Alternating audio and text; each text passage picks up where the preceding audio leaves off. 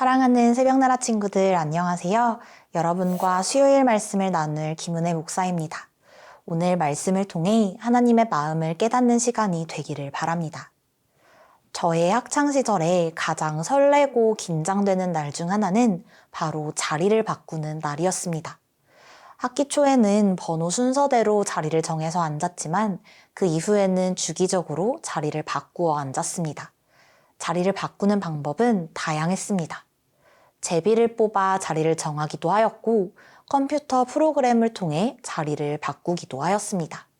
랜덤하게 정해지는 자리 때문에 뒷자리를 원하던 친구가 맨 앞에 앉는 경우도 생기고 어색한 친구와 짝꿍이 되는 등 원하지 않는 결과를 얻기도 했지만 그 일로 선생님께 항의를 하는 친구는 없었습니다. 모두가 지켜보는 가운데 원칙과 기준에 따라서 공평하게 정해진 자리였기 때문입니다. 오늘 말씀은 우리에게 이스라엘이 새롭게 머물게 될 땅을 분배하는 기준을 알려줍니다. 오늘 말씀의 제목은 하나님의 원칙입니다. 오늘의 말씀은 민수기 26장 52절에서 65절입니다. 여호와께서 모세에게 말씀하셨습니다. 등록된 사람의 수에 따라 땅을 유산으로 나누어 주어라. 수가 많으면 유산을 많이 주고 수가 적으면 유산을 적게 주어라. 각기 그 등록된 수에 따라 유산을 받을 것이다. 땅은 반드시 제비를 뽑아서 나눠 주어야 한다. 또한 각자 그 조상의 지파의 이름을 따라서 유산을 받아야 한다. 수가 많든 적든 간에 각자 제비를 뽑아서 유산을 받아야 한다. 등록된 레위 사람은 가족별로 게르손에게서 난 게르손 가족과 고핫에게서 난 고핫 가족과 무라리에게서 난 무라리 가족이 있었습니다. 레위 가족은 림리 가족과 헤브론 가족과 말리 가족과 무시 가족과 고라 가족이었습니다. 고핫은 아므람을 낳았습니다. 아므람의 아내의 이름은 요게벳으로서 레위의 딸이었는데 그녀는 이집트에서 레위에게 태어났습니다. 그녀는 아므람에게 아론과 모세와 그 누이 미리암을 낳아주었습니다. 아론에게는 나답과 아비후와 엘르아살과 이다말이 태어났습니다. 그러나 나답과 아비후는 금지된 불을 여호와 앞에 들이다가 죽었습니다.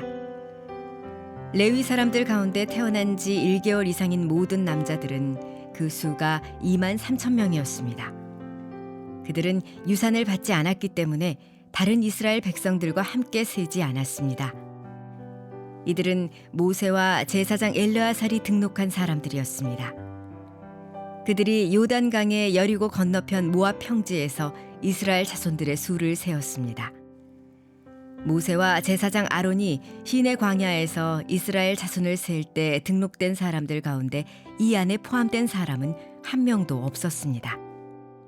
이는 여호와께서 그들이 광야에서 다 죽고 여분네 아들 갈렙과 눈의 아들 여호수아 외에는 그들 가운데 아무도 살아남지 못할 것이라고 말씀하셨기 때문입니다. 공동체가 평화롭게 유지되기 위해서는 원칙과 기준이 반드시 필요합니다. 기준이 있어야 질서를 잡을 수 있고 질서가 있어야 불필요한 갈등을 예방할 수 있기 때문입니다. 하나님은 가나안 땅을 정복할 이스라엘 백성에게 미리 땅 분배에 관한 기준을 제시해 주십니다. 오늘 본문 54절과 55절의 말씀입니다. 수가 많으면 유산을 많이 주고 수가 적으면 유산을 적게 주어라. 각기 그 등록된 수에 따라 유산을 받을 것이다. 땅은 반드시 제비를 뽑아서 나눠 주어야 한다. 또한 각자 그 조상의 지파의 이름을 따라서 유산을 받아야 한다. 하나님이 제시하신 땅을 분배하는 첫 번째 기준은 인구 비례의 원칙입니다. 인구수가 많은 지파는 더 많은 땅을 받게 될 것이고 인구수가 적은 지파는 더 적게 준다는 의미입니다.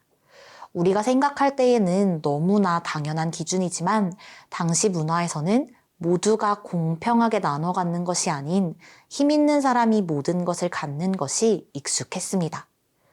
이러한 문화에서 하나님은 누구도 소외되지 않도록 공평한 기준을 세워주십니다. 이스라엘 백성 중 억울한 지파가 없도록 하기 위함이었습니다. 하나님이 제시하신 땅을 분배하는 두 번째 기준은 제비뽑기의 원칙입니다. 각 지파에게 땅을 고를 수 있는 선택권을 주는 것이 아니라 일괄적으로 제비를 뽑게 하셨습니다. 땅을 분배하며 생길 수 있는 갈등을 막기 위함이었습니다. 또한 제비뽑기는 땅을 분배하는 주권이 하나님께 있다는 사실을 보여주는 방식이었습니다. 하나님은 이스라엘 백성들이 제비를 뽑으면서 이것이 하나님의 결정임을 인정하고 모든 것을 하나님께 맡기는 법을 배우기 원하셨습니다. 사랑하는 새벽나라 친구들, 하나님은 이스라엘이 가나안 땅을 분배할 때 힘의 논리로 뺏고 빼앗으며 싸우고 갈등하는 모습을 원하지 않으셨습니다. 그래서 비교와 불평, 시기가 자리 잡을 수 없는 하나님의 원칙을 알려주신 것입니다. 사람의 욕심은 끝이 없어서 우리는 늘 결핍을 느끼며 더 좋은 것, 더 많은 것을 갖기 원합니다. 하지만 크리스천은 우리에게 좋은 것을 알맞게 주시는 하나님의 공급하심을 신뢰하며 살아가야 합니다. 나의 것을 사수하기 위해 움켜쥐었던 손을 펼 때 필요한 것을 채워주시는 하나님을 경험하는 새나 친구들이 되기를 바랍니다.